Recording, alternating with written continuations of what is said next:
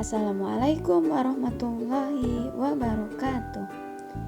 Halo teman-teman, bertemu lagi. Hari ini kita akan belajar IPS tentang garis lintang dan garis bujur suatu daerah.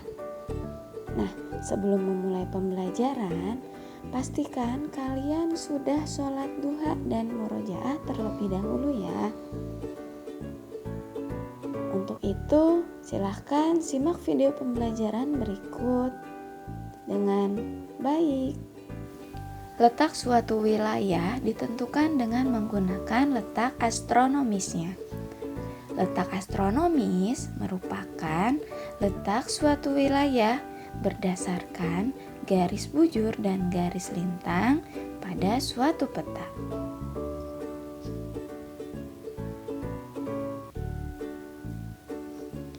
Garis bujur adalah garis hayal yang membentang secara vertikal di atas permukaan bumi.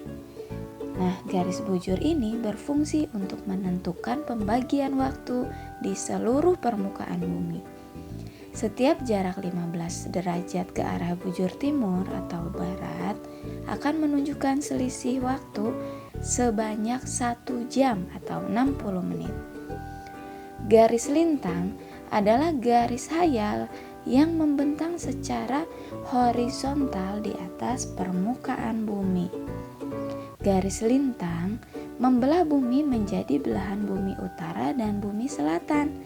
Belahan ini berpusat pada garis lintang 0 derajat atau disebut juga dengan garis khatulistiwa. Nah, garis khatulistiwa berfungsi untuk menentukan perbedaan zona iklim di bumi seperti tropis, subtropis, sedang, dan kutub. Nah, perhatikan gambar garis lintang dan garis bujur berikut. Ingat ya teman-teman, untuk garis bujur, garis yang melintang secara vertikal. Untuk garis lintang, garis yang membentang secara horizontal. Letak Indonesia itu berada pada letak astronomis pada garis 6 derajat lintang utara sampai 11 derajat lintang selatan dan 95 derajat bujur timur sampai 141 derajat bujur timur. Indonesia merupakan salah satu negara yang dilalui oleh garis khatulistiwa. Garis khatulistiwa ini merupakan garis hayal yang membagi bumi menjadi dua belahan, yaitu bagian utara dan bagian selatan. Wilayah yang dilalui garis khatulistiwa beriklim tropis dan memiliki 2 musim ya teman-teman, yaitu musim kemarau dan musim hujan.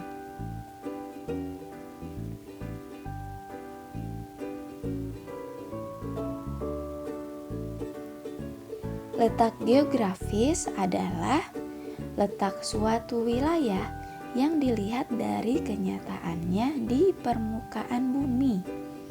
Letak geografis Indonesia yaitu terletak di antara 2 samudra, yaitu Samudra Hindia dan Pasifik, dan terletak di antara 2 benua, yaitu benua Asia dan benua Australia. Berikut adalah gambar letak astronomis dan letak geografis Indonesia. Perhatikan baik-baik ya.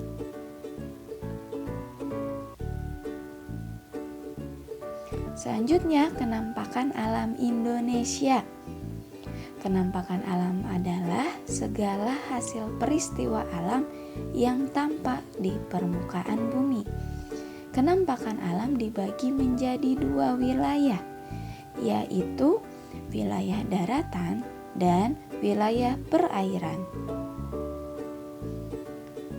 Yang pertama kita bahas kenampakan alam wilayah perairan. Yang pertama ada laut. Merupakan kumpulan air asin yang memisahkan daratan yang satu dengan lainnya. Laut ini dimanfaatkan sebagai tempat mencari ikan, olahraga air, dan sarana transportasi antar pulau. Yang kedua yaitu sungai. Sungai adalah aliran air yang panjang dan besar yang berada di daratan. Aliran sungai mengalir dari hulu ke hilir.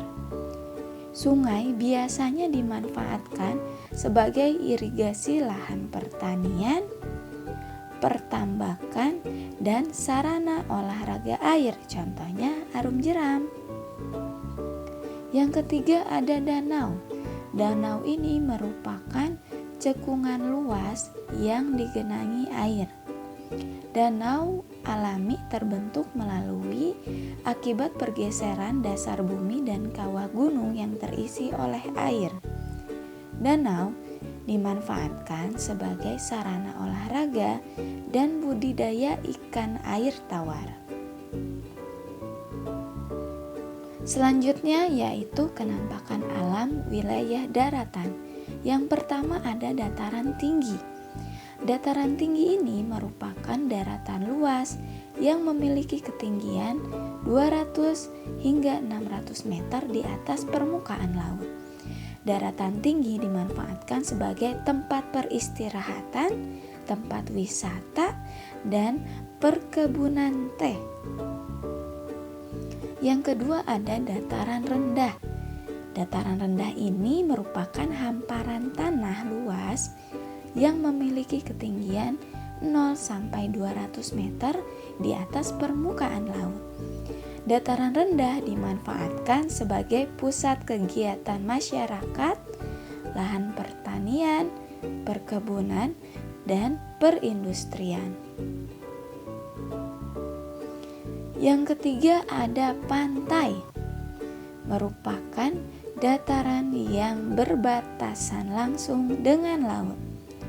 Pantai ini dimanfaatkan sebagai objek wisata, tambak garam, pemukiman nelayan, dan pelabuhan.